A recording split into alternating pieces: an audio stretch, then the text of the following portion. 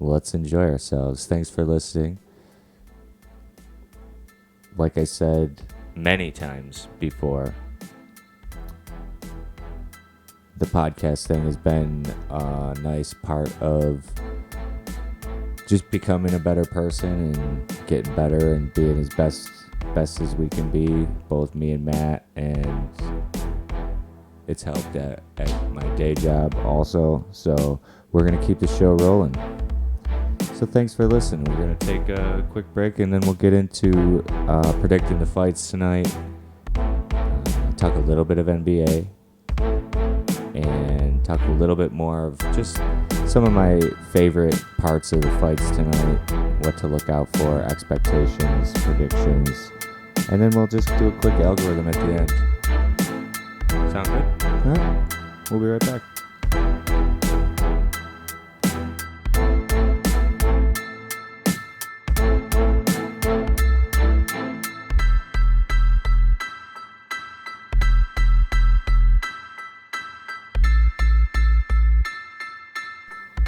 Alright, so, Storm of Fists. You ever been in a storm, Wally? Storm of Fists raining down in your skull. It's Dennis Reynolds. So, it is UFC 263. We're in Glendale, Arizona tonight.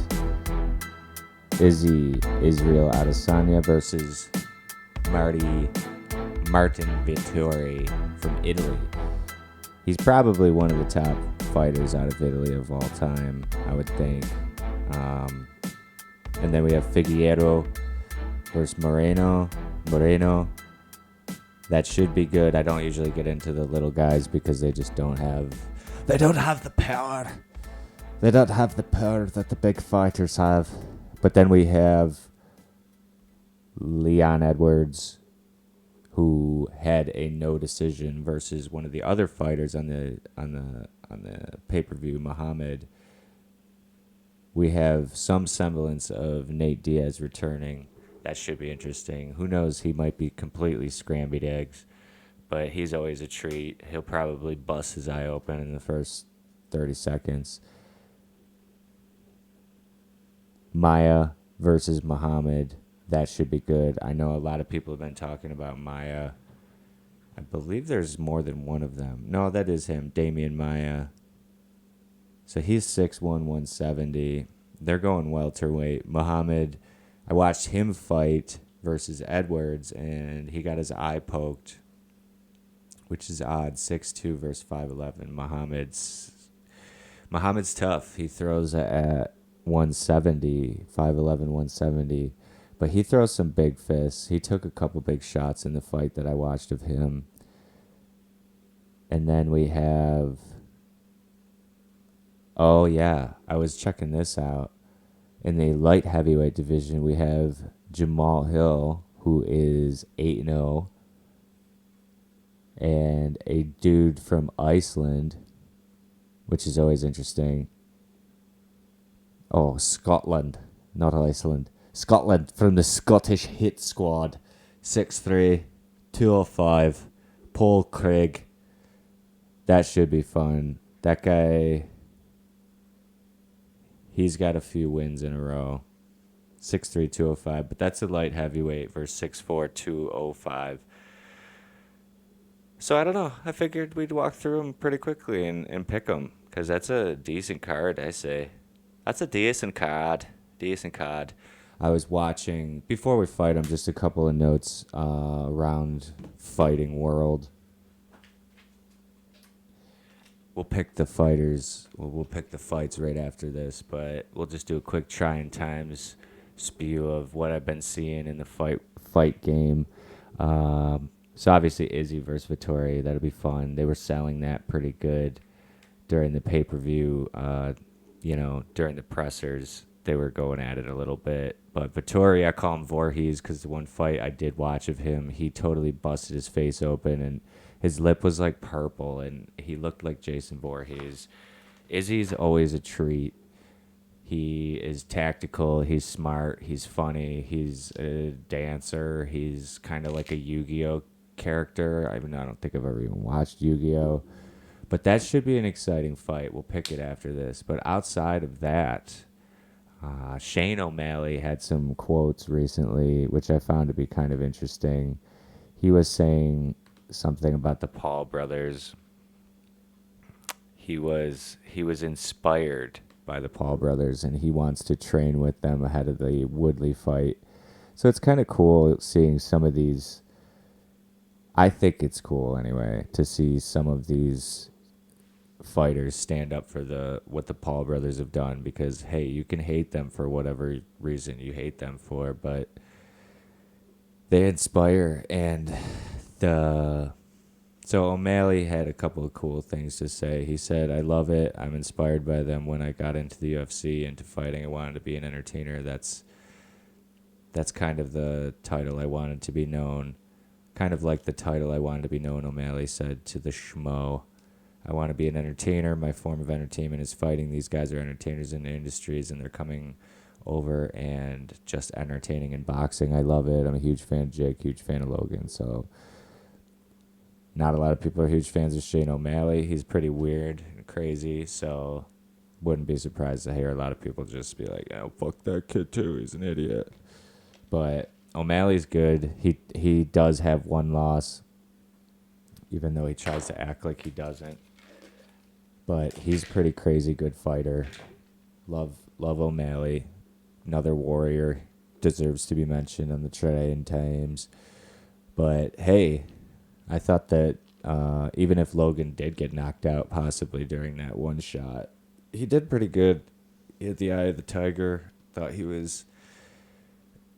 When he broke the fourth wall, though, let's talk about that for a second. When it was so interesting to me when Logan Paul come out before a very terrible, terrible Migos performance. Fuck Migos. They're fucking terrible. And I like Zanny rap, whatever, that trap shit, whatever, dirty Sprite. I get into all of it. All the kiddos. I even have Trapland Pat on my algorithm later, who you might not even know about. I like to get down with grimy shit, but that Migos performance was fucking terrible, and they are so bad. I don't know what the deal is with them. But before that terrible performance, Paul comes out and he's throwing a lot of haymakers warming up. I thought he wasted too much energy, and he didn't sit during the fight in the breaks, which is weird. But he did this look when he looked into the camera that was just like Twilight Zone to me, because first of all, the Showtime app, I did get a refund, thank God, but that was night ruining. Anybody out there that also had the Showtime app knows what I'm talking about. We'll spare that today because we suffered together that night. God, it was awful. But the main fight did seem to go okay as far as the stream went. And he comes out and he just turns and looks at the camera, and his eyes like just look like he's about to jump off of a building, and he's just like, "This is crazy." This is crazy. And it was just so real to see a guy like, he just looked like a normal guy, and he just looked like a kid who was almost skydiving or jumping out of a building, just really risking it all. And that was really neat. I thought it was just really neat. I'm not surprised that a guy like Shane O'Malley is a fan. Jake has his flaws here and there, but it was cool to see him cheering on his older brother. Clearly the little brother, like a little boy in some ways. Really funny edit someone made making fun of Jake where they like made his voice really high and he 5 minutes for the rest of your life. That was really good. But there was a video of Jake's little pregame speech, and that was cool. I'd say check that out. He had an interesting kind of corny speech to his brother and the team, They were doing like these lion breath things, like. But he had an interesting speech. I liked it because that's a big part of fighting and a big part of sports and a big part of life is mentals, and that's why we're doing the trying times. Is good mentals, good examples of leadership, not giving up. Who else? Oh, speaking of not giving up, Tyson Fury, one of the biggest examples of never giving up. He was the Gypsy King. He's one of the best boxers in the world. He's going to be fighting Anthony Joshua, and he's also going to be fighting, what's his face again? Deontay Wilder.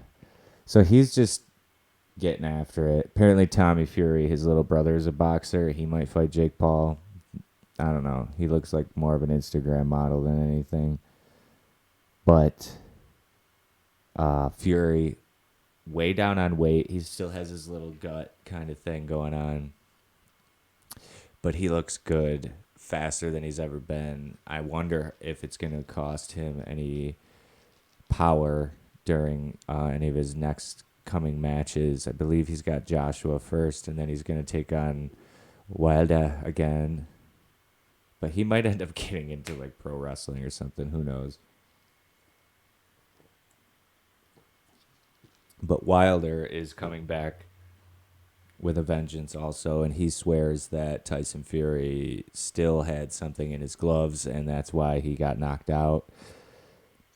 So he's been training. I could not believe I saw a video of Deontay Wilder training, and he had bare feet. And obviously, if you've seen Wilder, he's super jacked up top. But his ankles were so skinny, and his legs and his thighs, he just had that real narrow waist. And, oh, man, I just wondered how much more power he could get if he was putting some squat weight on and putting some weight in his legs and his ass. But, hey, fuck it, he's loaded. But I don't know if he's going to be able to knock out Fury, Tyson Fury, that is. So we'll stay tuned on the heavyweights over there.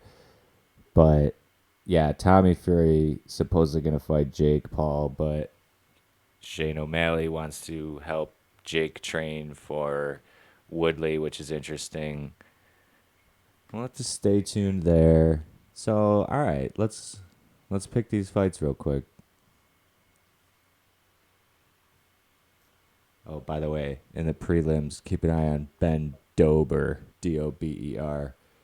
I think I watched him get knocked the fuck out one night. He looks like a action figure. All right, first fight, we got Craig versus Hill. Scottish sucker hooligan. We've got some tattoos. We've got a sleeve on the Scott. 6'3" versus 6'4", pretty even size. Hill, American, no losses, but not a lot of fights. No takedown average for Hill. Looks like he's probably a brawler. I've never seen these two fight. Let's go. I'm gonna go Hill. It'll go the full fight. Hill will win. I think that'll be a good one. They'll both let it all fly, but Hill will win in a decision if he can survive. If he can survive the Scotsman. All right, so we'll go Hill in decision in a bruiser because I think both guys will probably try and lay it all on the line. Looks like the line is pretty even. I'm sure both guys will try and win fight of the night and things like that. So we'll go Hill because he's got less fights. But hey, you never know in this sport, and that's why we love it. Next one, Maya versus Muhammad. It's plus 180 Maya, minus 220 Muhammad. So Maya is a little bit bigger. He's 6'1". Muhammad only 5'11". I've watched Muhammad fight, and he reminds me of my boy Saber. Saber, if you're out there listening, hopefully you'll be watching Muhammad tonight. He's jacked. He's got some legitimate striking power. I've not watched this Damian Maya. Looks like he's a jiu-jitsu Brazilian. We know how the jiu-jitsu guys go. They can fucking beat anybody. Looks like he's fought Usman. Seems like Usman's fought just about everybody. He beat Ben Askren. Lost to George Burns. Got knocked the fuck out. Maya did. Interesting. Oh, Gilbert Burns. Okay, so Gilbert Burns, another Brazilian knocked out Maya. Maya's got 28 and 10. It's a long career. So he's obviously a long time Brazilian Jiu-Jitsu. And then Bilal Muhammad, a striker.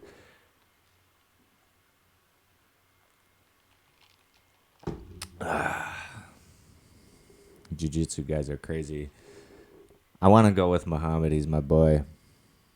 I'm going to go Muhammad in a knockout. But if Maya gets the submission stuff going, we don't know.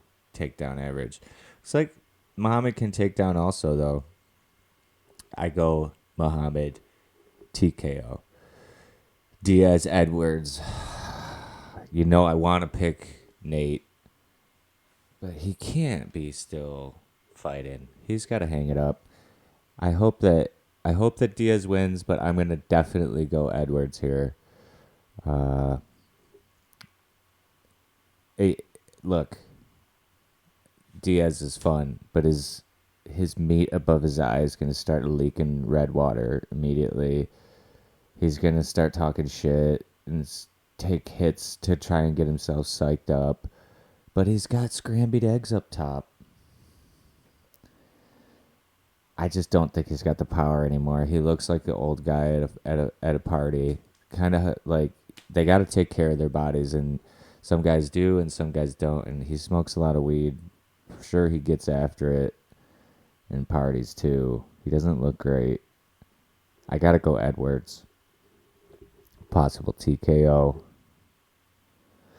Then we have Figueiredo versus Moreno, the little baby boys. Even though they'd fuck me up, 125, 5'5", Figueiredo. He's the one with the blonde hair with the red thing. Moreno, 5'7", 125. Is this a what? Is this? This might be a rematch. Yeah. Oh, it was a draw. Yeah. So it looks like somebody will have to finish that one. What if they go to a draw again? If they go to a draw again, just make UFC have to be at least 140 pounds. 125 is small. Little guys. We'll go Figueiredo. And then we got Adesanya versus Vettori, a.k.a. Voorhees. Voorhees, Vettori. So Vettori's only 6 foot. And this is where this middleweight division gets weird. Because you could be 6'4" with an 80-inch reach like Izzy. And then be a 6-footer who's thick at 185 with only 74. And he's a Southie. Now, Izzy was calling out, what's his name? Voorhees here. He was calling him out for having roid rage. But I do believe it was a few fights ago where Izzy had that titty, which they said was because there's some estrogen blockers or something that he may or may not have taken. So I'm excited to see how that fight goes because we've got Izzy's making steroid allegations when he technically has had allegations made against him, and he had a little titty. It was weird. Google it. Izzy Israel Adesanya titty.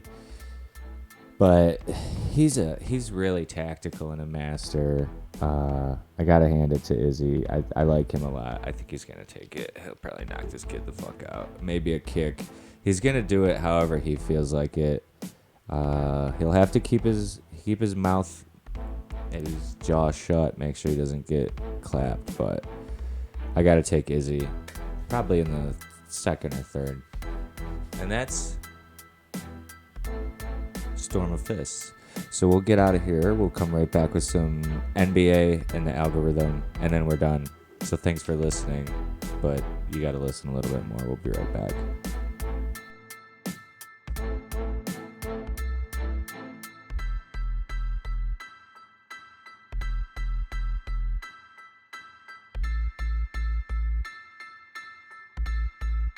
Hey there, kiddos. Welcome back to Roger the Zoo. It's great to have you. It's NBA. We're going to check in on the playoffs, give you some of Reggie's thoughts, and then we'll do a quick algorithm, and then we'll get the fuck out of here. Maybe we'll go ride our bikes or something. Maybe you guys can go get something done with your lives.